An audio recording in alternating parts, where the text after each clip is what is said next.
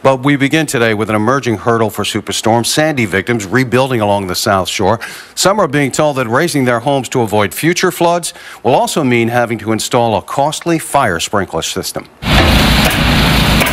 Just off the Central Canal at Baldwin, this new home emerging to replace the one wrecked by Superstorm Sandy a year ago is much taller.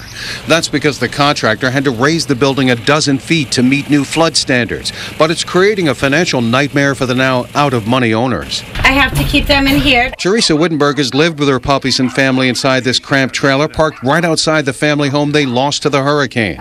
Desperate for a state grant to finish repairs, they now face a new hurdle. Town officials say their raised building is now considered 3 stories tall and under state law must have a fire sprinkler system. It was enough that we lost our house during the hurricane and we had to take it down, and now we're rebuilding, and now you're asking me for stuff that's ridiculous. A Town of Hempstead spokesman acknowledged it's unfortunate for Sandy victims, but these are state regulations. And indeed, a state building department spokesman told us, in some cases where a 2-story building is elevated, the building will have 3 stories above grade, and sprinklers will be required. But the state's relying on local building inspectors to decide when to require sprinklers, and contractors say there's no clear standard. From town to town, area to area, inspector to inspector, it seems to be different all over. So I wish somebody would just straighten it out. Jackson says a sprinkler system will cost $20,000, and that's a bill the Wittenbergs say they can't and won't pay. I'll appeal it, I'll go to court, and I'll fight it all the way. It's unnecessary and it's too much money.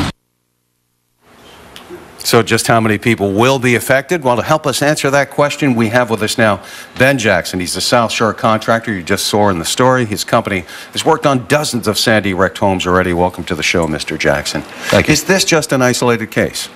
No, this is all of Town of Hempstead, to my understanding. So how many homes do you think are being affected by this? It primarily affects when you build anew.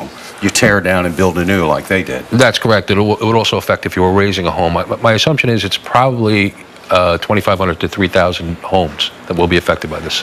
Is everyone enforcing it, though? I mean, that's the Town of Hempstead where it's happening. We heard from Freeport just last night that they are not pushing people to put fire sprinklers in.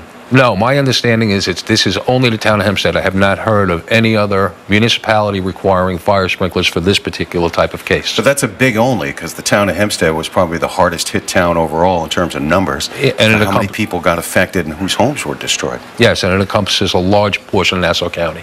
Now, they insist that that this is what the state statute is. It took me a couple of days to get the answer, but eventually I got the answer you saw, which is that, yes, in some of these cases, 2-story homes, typical 2-story homes that dot Long Island, would have to have fire sprinklers. They'll be considered 3-story structures.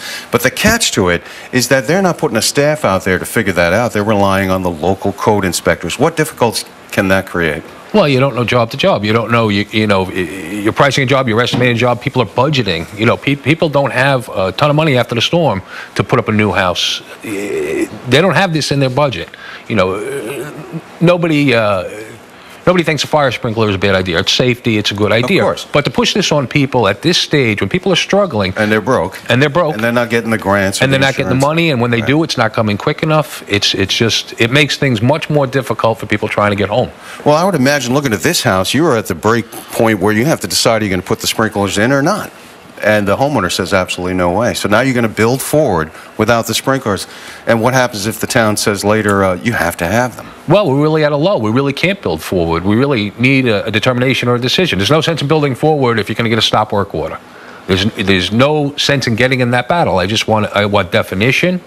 You know, I think, and the homeowner wants a reprieve. They want to be allowed to build the house the way they want. I talked to New York Rising. They say that her application for additional aid is under consideration, and they phrased it that it looked good. That doesn't mean that the money's going to be in the mailbox. No, looking good doesn't build houses. Money builds houses. And they're already broke, and you're kind of continuing the work on your own dime, aren't you? Yeah, I am. I'm going out on a limb. My cash flow is I'm strangling.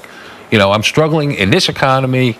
You know, after the storm, contractors obviously are busy and doing well, but we just can't get the money. The banks are holding it on ridiculous terms. Insurance companies aren't releasing it, and what they are isn't enough money. And then there's a hurdle for contractors themselves, which I thought we should get into. Explain the insurance hurdle that you think is maybe going to put you out of the business of fixing these homes.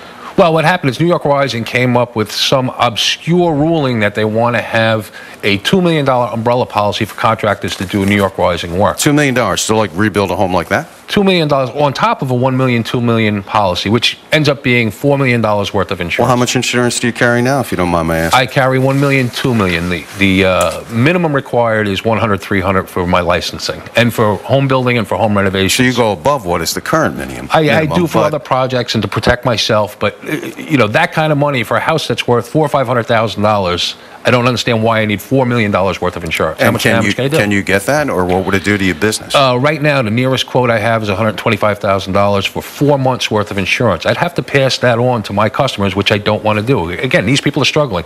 This stimulus money should go to bringing families back home, not stimulating the insurance business. $125,000 for 4 months? Correct.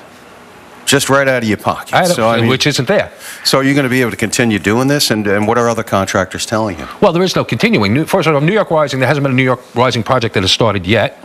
Other contractors of my size and smaller are backing out. The larger ones who are in it are also backing out of New York Rising because they're not favorable with the terms. They also have the terms of payment, which is absurd. We have about 30 seconds. You accept the explanation from New York Rising that it took them months to build this organization so that they could start handing out the grants that were actually approved by Congress 11 months ago? Absolutely not. It's total incompetency.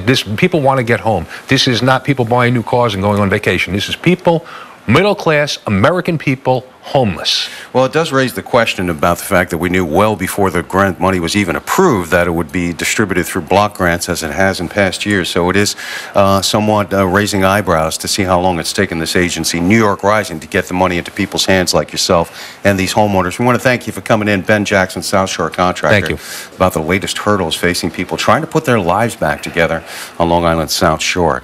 And still ahead, up next, right